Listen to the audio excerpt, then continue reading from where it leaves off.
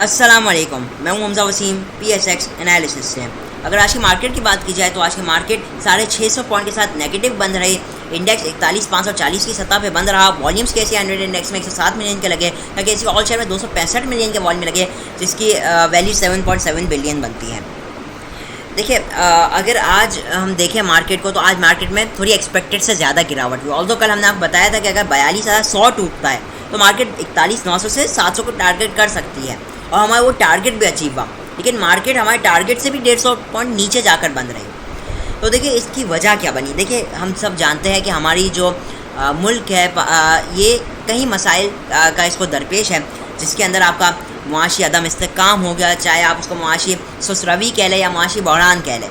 इसको हमारे मुल्क को ये एक बहुत बड़ा मसला है। अच्छा, उसके अलावा जो आपकी ये सियासी अदम इस्तेहकाम हो गया, पॉलिटिकल अनस्टेबिलिटी, ये एक और बहुत बड़ा हमारे लिए एक थ्रेट है हमारे मुल्क के लिए। उसके ऊपर जो आपका ये फ्लड्स है, उसकी वजह से जितना हमारा नुकसान हुआ, एस्टिमेट किया जाता है 30 से 40 बिलियन डॉलर का हमें नुकसान हुआ। तो अब ये बात ये है कि ये कोई नई चीज़ तो नहीं है, ठीक है, ये तो हम सब जानते हैं, ये कोई आज की खबर तो नहीं है। तो हम सब पहले से जानते हैं कि भाई ये हमारे मुल्क को ये मसले है, इस मसलों का हमारा मुल्क को बेसिकली सामना करना है।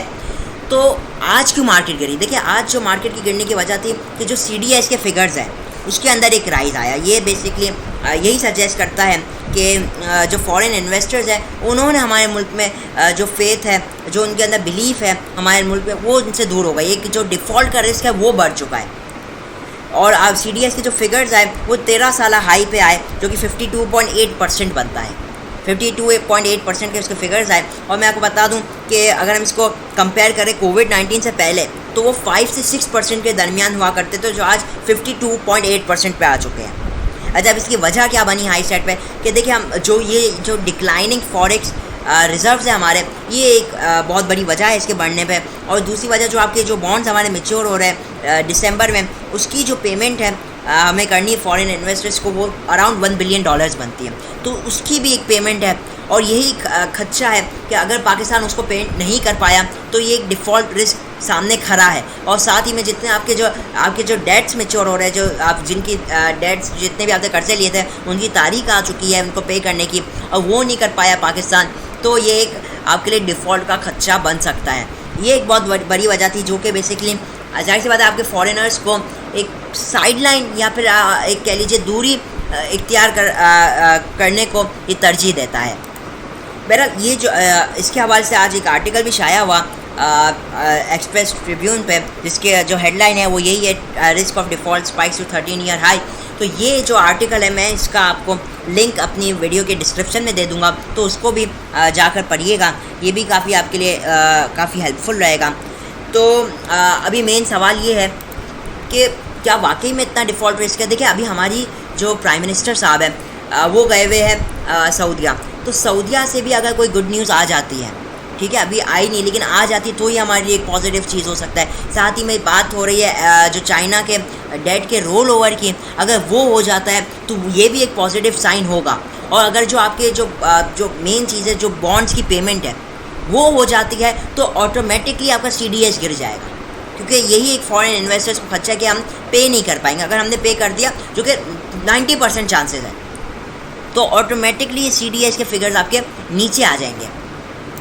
साथ ही में अगर फॉरेन इन्वेस्टमेंट जैसे आ जाती है दूसरे मुल्क से, सऊदिया से, जो रिफाइनरीज़ के हवाले से रिफाइनरी पॉलिसी की बात की जा रही है, जो एस्टिमेटेड $10 बिलियन पाकिस्तान में ला सकता है, तो ये एक पॉजिटिव चीज़ है। तो देखिए, ये सारी चीज़ें तो अपनी जगह चल ही रही है। उसी के बरअक्स हम मार्केट में देखें तो मार्केट के अंदर भी आउटस्टैंडिंग रिजल्ट्स आ रहे हैं। हमने देखा आज MCB का रिजल्ट आया, उसने भी आपको आज ₹5 डिविडेंड दिया और हाई साइड पे परफॉर्म करता रहा, बावजूद मार्केट नीचे आए। आप देखिए, सिस्टम्स लिमिटेड आउटस्टैंडिंग रिजल्ट आया, आज हाई साइड पे परफॉर्म करता रहा। तो बात ये कि हमारे रिजल्ट, जो कंपनी अच्छी है, फंडामेंटली स्ट्रॉन्ग है, उनको ज़्यादा इम्पैक्ट नहीं होगा इस इकोनॉमिक स्लो डाउन में। चिराग सीमेंट का रिजल्ट आया आउटस्टैंडिंग, 7.63 EPS आई कंपेयर टू प्रीवियस 6.14। तो ये आउटस्टैंडिंग आई, बावजूद इतनी इकोनॉमिक स्लो डाउन, बावजूद कमोडिटीज़ हाई, उसकी अर्निंग ज़्यादा आई, ठीक है। साथ ही में जो आपकी दूसरी हो गई अर्निंग PICT की, तो बहुत ज़्यादा तो उसमें मतलब कि बहुत ज़्यादा तो ऐसा नहीं कि डिक्लाइन आया। पिछली क्वार्टर में, पिछले मतलब के साल में, इसी क्वार्टर में उसकी 7.78 आई थी अर्निंग, और इस साल उसकी 7.6 आई क्वार्टर में। तो ऐसा तो डिक्लाइन आया भी नहीं, और उसने डिविडेंड भी अनाउंस किया, 100% पे आउट उसने अनाउंस किया, जैसे 7.6 रुपीज़ जो उसकी अर्निंग आई उसने वही डिविडेंड अनाउंस किया। तो ये भी काफ़ी पॉजिटिव चीज़ है।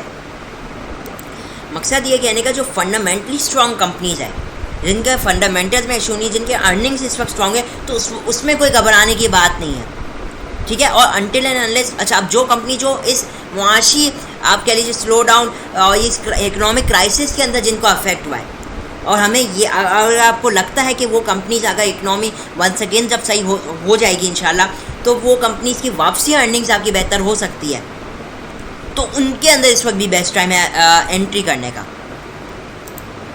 तो बेसिकली रीज़न आपको फाइंड करना है आपका पर्टिकुलर स्टॉक गिरने का।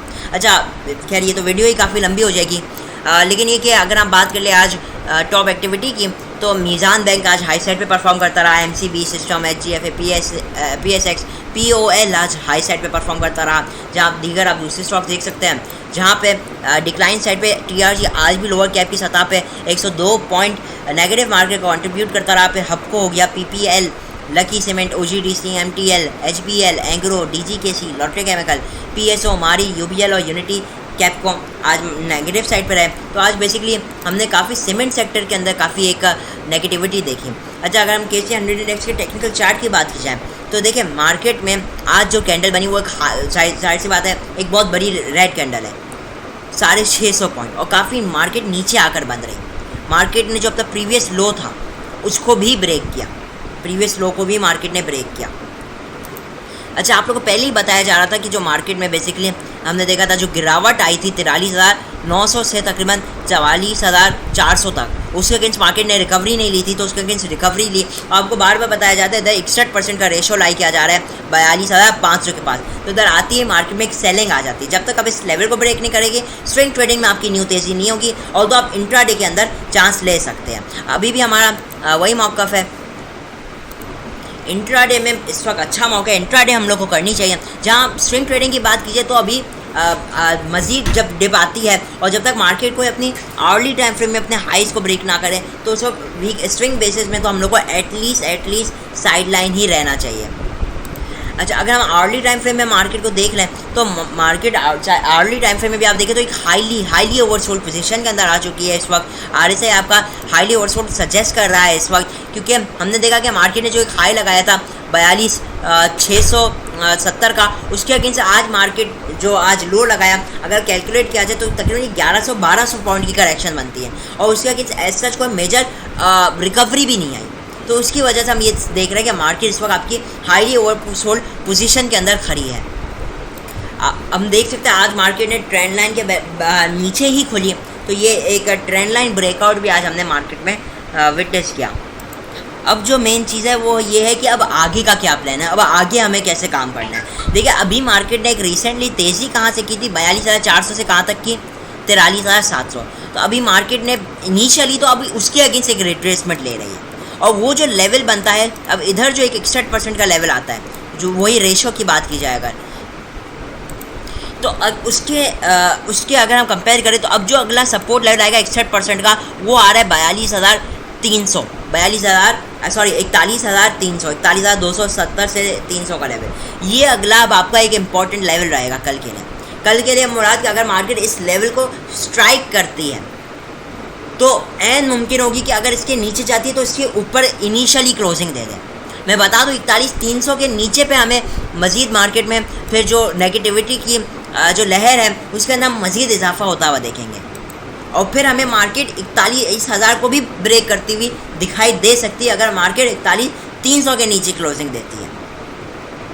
ठीक है, तो मकसद ये कहने का कि मार्केट ने आप आवर्ली टाइम फ्रेम में देखें तो मार्केट ने तो अपना खुला आज अपना प्रीवियस लो ब्रेक कर दिया। ठीक है, अब ये क्या सजेस्ट करता है कि अब जो भी रिकवरी आए वो एक सेलिंग ऑन स्ट्रेंथ की अपॉर्चुनिटी होगी। ठीक है, वो आपको जो माल फंसा हुआ है, अगर आपको वंस अगेन अगर आपने नीचे का लिया हुआ है तो मोस्ट लाइकली तो आप अगर प्रॉफिट में हैं, और या फिर प्रॉफिट कम है या थोड़ा लॉस है, और अगर वो रिकवरी होती है, अगर आप इवन ब्रेक इवन पे आ जाते हैं तो वो एक थोड़ा एग्जिट का मौका बनेगा मार्केट में, क्योंकि अब मार्केट जो करेगी वो रिकवरी करेगा। ऑल्दो अब जो रिकवरी बनेगी उसके अंदर आपको इंट्राडे अच्छी अपॉर्चुनिटीज़ मिल सकती है। इंट्राडे, मैं जब बात कर रहा हूँ इंट्राडे तो आपने सिर्फ इंट्राडे ही काम करना है विद स्ट्रिक्ट स्टॉप लॉस, क्योंकि अब हम जानते हैं मार्केट हाई साइड से 1000 पॉइंट से ज़्यादा गिर चुकी है। अब इसके अंदर जो रिकवरी बनेगी वो मिनिमम 350 से 600 पॉइंट की बनती है मिनिमम, ठीक है ना। तो अभी 15 मिनट में भी अगर आप मार्केट को देखते हैं तो मार्केट में अब आपके अंदर RSI की डाइवर्जेंस शुरू हो चुकी है। लेकिन उससे पहले अब जो मार्केट ने आज एक हाई लगाया, मकसद है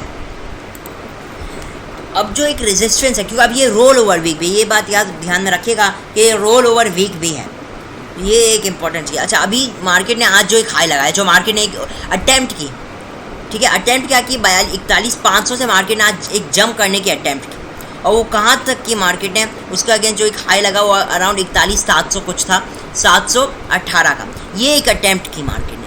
लेकिन इधर से वंस अगेन सेलिंग आ गई मार्केट में, ठीक है ना। तो अब क्या है चांसेस मार्केट में कि ये ही एक रेजिस्टेंस लेवल को आप इससे राउंड ऑफ कर ले 41,750 तक कर लें।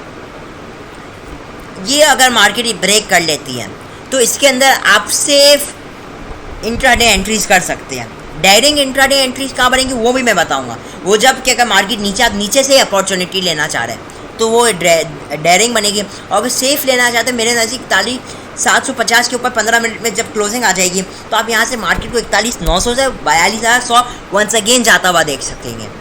लेकिन वही बात है, इंट्राडे एक मूव आएगी और उसमें आपने प्रॉफिट टेकिंग ही करनी होगी, क्योंकि आखिर में आप देखें तो आखिर में मार्केट में वॉल्यूम्स के साथ पहले भी मार्केट 41,500 से बाउंस बैक हुई, इस बार भी मार्केट ने क्लोजिंग होते होते भी मार्केट में 41,500 से बाइंग आई है, 41,500 से बाइंग आई है मार्केट में।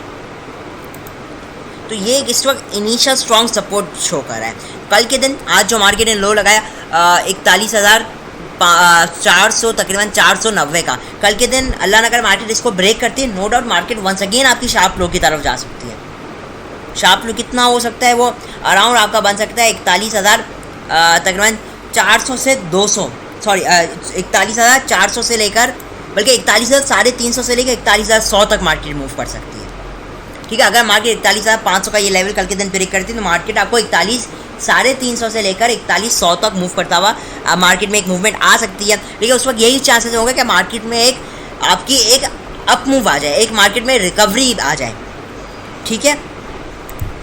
तो उधर आपकी डायरिंग बाइंग एंट्रीज बनेगी, इंट्राडे एंट्रीज। देखिए जब मैं बात करूँ इंट्राडे तो आपने छोटा प्रॉफिट हो वो लेकर निकल जाने, क्योंकि हम काफ़ी आप टाइम से देखेंगे कि मैं यही आप लोगों को बता रहा हूँ कि इंट्राडे आप काम करना है और छोटे प्रॉफिट लेकर निकलना है, ज़्यादा लंबा खेलना ही नहीं है इस वक्त,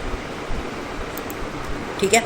और अगर कल के दिन मार्केट हाई साइड पे खुलती है और हाई साइड के बाद सेलिंग आती है तो वो फिर होगी कि वो सेलिंग थोड़ी आपकी लंबी हो सकती है।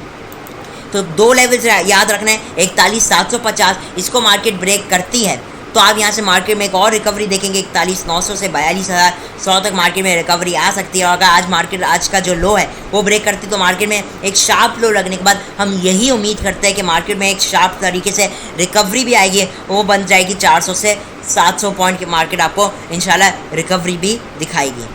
और फिर जब हाई साइड पे जाए तो थोड़ा थोड़ा माल बेच के काम करना चाहिए।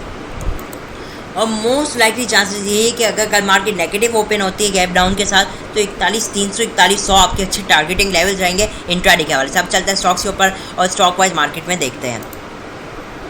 जो सबसे पहला स्टॉक है वो यूनिटी की बात की जाए, इससे 15 रुपये 71 पैसे से तेज़ी की 24 रुपये तक, इसके अगेंस्ट एज सच कोई एडजस्टमेंट नहीं आई और ये बेसिकली हमें यहीं से एडजस्टमेंट ही लेता हुआ नज़र आ रहा है। अब बात की जाए तो अब इसका जो स्ट्रॉन्ग सपोर्ट लेवल है वो है 19 रुपये 90 पैसे से लेकर 18 रुपये 90 पैसे, ये इसका न्यू एक्यूमुलेशन जोन बन सकता है। क्योंकि अगर आप इसको आवर्ली टाइम फ्रेम में भी देखें तो इस वक्त इसके अंदर स्ट्रॉन्ग हाईली ओवरसोल्ड पोजीशन के अंदर है और 15 मिनट में इसके अंदर आप बुलिश डाइवर्जेंस भी देख सकते हैं इसके अंदर। तो कल की बात की जाए ये भी थोड़ा नीचे आता है गैप डाउन का, जाहिर सी बात है जब आगाज़ होगा अगर तो ये अगर सारे 19 रुपये के नीचे आ जाता है या फिर 1970 पैसे के नीचे आ जाता है तो इसके अंदर आप पोजीशन देख सकते हैं, क्योंकि ये भी थोड़ा गिरा हुआ स्टॉक है, हाईली ओवरसोल्ड पोजीशन के अंदर है, तो इसके अंदर डेफिनेटली आप एक पोजीशन बनाने का सोच सकते हैं। इसके रेजिस्टेंस लेवल की बात की जाए तो वही बात होगी, जब मार्केट ने रिकवरी ली तो जहाँ से सेलिंग आई तो इसने भी सिमिलरली मार्केट के साथ रिकवरी ली थी, लेकिन 20 रुपये 45 पैसे के बाद इसमें एक रेजिस्टेंस आई, तो यही रेजिस्टेंस है, इसको ये ब्रेक करता है तो नो डाउट ये हमें इंशाल्लाह यहाँ से एक रिकवरी के उसमें दाखिल होता हुआ दिखाई देगा, रिकवरी के फेज़ में, जो कि 21 रुपये से 22 रुपये तक बन सकता है। तो 20 रुपये 50 पैसे के ऊपर सस्टेन करना इसके लिए एक बेहद ही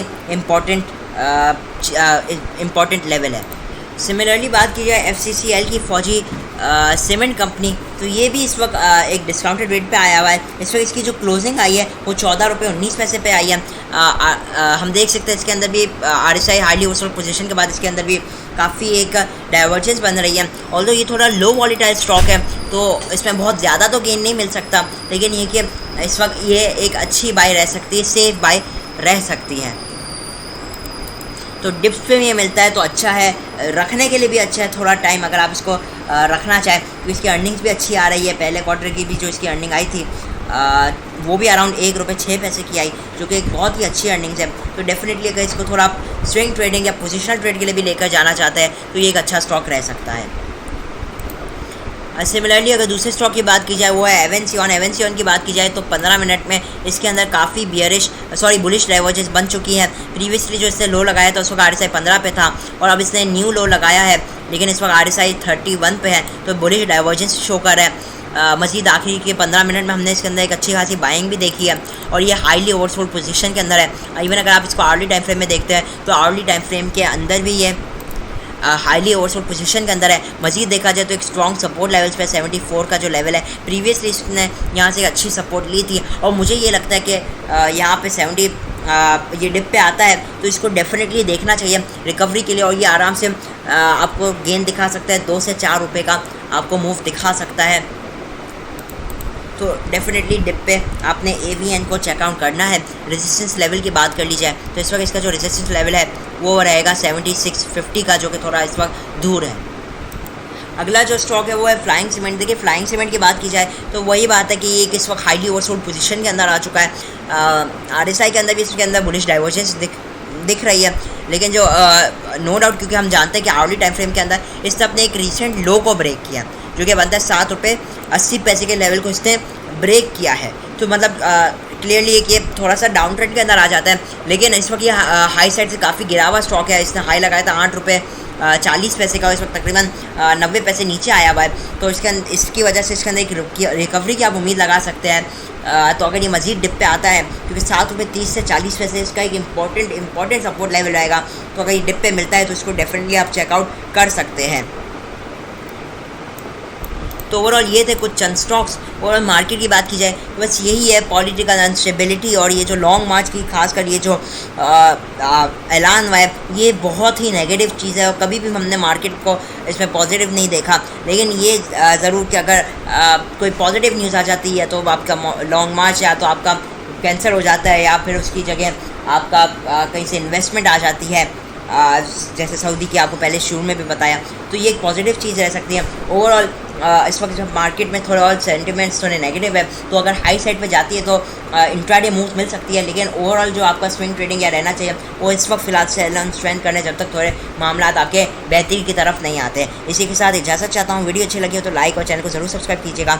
मैं हूं हमजा वसीम PSX एनालिसिस से।